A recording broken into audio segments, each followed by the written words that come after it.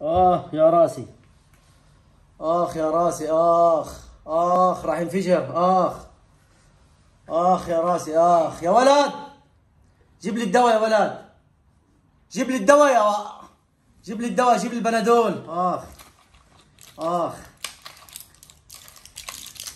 أحبتي في الله، النبي صلى الله عليه وسلم جاءه صحابي وشكى للنبي صلى الله عليه وسلم وجعا يجده في رأسه، فدله النبي صلى الله عليه وسلم على علاج. قبل ما تأخذ الدواء والبنادول والستامول والكذا، قبل ما تأخذ الدواء حبيبي قل هذا الدعاء.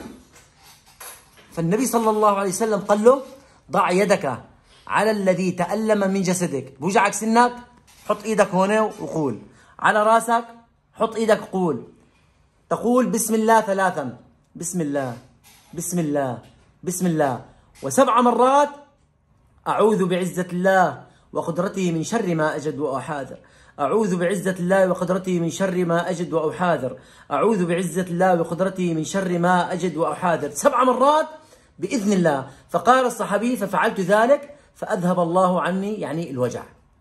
فحبايبي قبل ما تأخذ الدواء بس تعلم هذا الدعاء لابنك، لكذا بطنك، ظهرك، عندك إسهال، عندك إمساك، عندك كذا، حط إيدك على بطنك وقول بسم الله 3 و7 مرات أعوذ بعزة الله وقدرته من شر ما أجد وأحاذر، وبعدين خذ الدواء وشوف كيف الشفاء يأتي. الله يحفظكم. هدي النبي صلى الله عليه وسلم.